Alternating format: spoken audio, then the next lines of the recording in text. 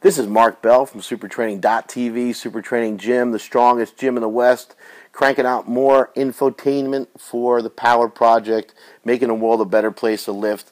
Got a question from a guy named Michael Ugani, I guess. I don't know. I'm sure everyone messed up that name. He's talking about overall flexibility. He has flexibility issues. He said that he knows that to build decent legs, you gotta have squat in your program, and he just has a very, very hard time squatting. He can only do like a 3/4 squat because everything just kind of binds up on him. Hamstrings tighten up, his calves and kind of cankles just get real tight as he's going down and squat, and his heels come off the floor. One of the best things you can do for this situation is obviously start to incorporate some mobility work. You can go on mobilitywod.com and check out my friend Kelly Starrett's website.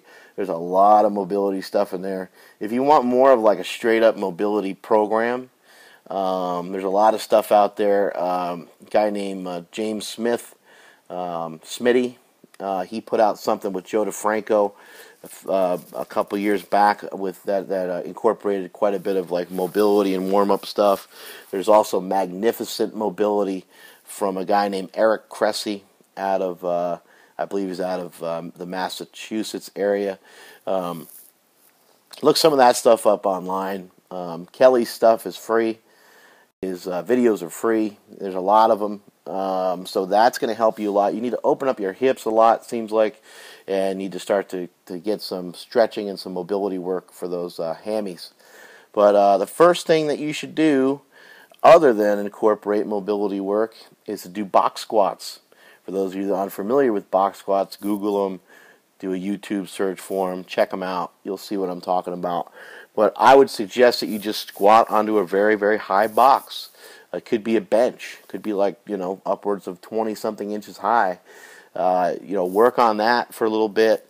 Do sets of 8 to 10 reps, and work. If you're working on some repetitions, you're going to learn the form a little bit better.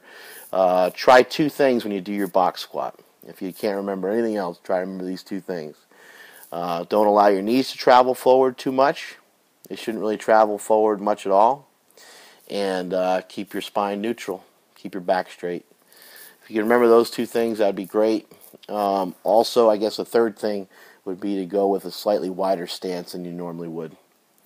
As you go down in depth, as you go to a lower box, you may have to bring your stance in a little bit because you may have some mobility and some limitations in your hip. So hopefully that answers your question. I would say get to work on a couple other exercises too. Stiff leg deadlifts, good mornings. Those exercises are going to kind of lunges, step ups. Those kind of movements are going to basically help elongate the hamstring. Also work the hamstring, make the hamstring stronger. Start with light weights and really try to work them and really try to get those hamstrings to stretch and really try to build the strength of those hamstrings as well. It's not always just a mobility issue. A lot of times it's a strength issue as well. So that's why I recommended some of those exercises. Go on to the next question here. You got a question about sumo deadlift stance. Not sumo deadlift pants. Those would be amazing, and I would buy about 30 of them. But sumo deadlift stance, what's the proper width? Well, I know you guys can't stand it when I say this, but it's going to be individualized. It's going to be, each person's going to be a little different. But for the most part, everyone that I've seen pretty much sticks their feet under the power rings.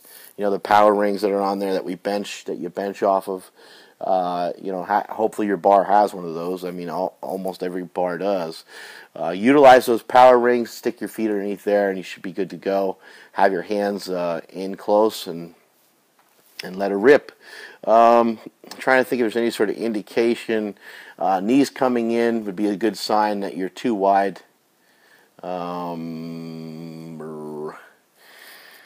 You got to just play with it. You got to really just play with it for each individual person that's out there. It's going to be a little bit different. Play around with it. Mess around with it for yourself. See for yourself. and see what works best for you.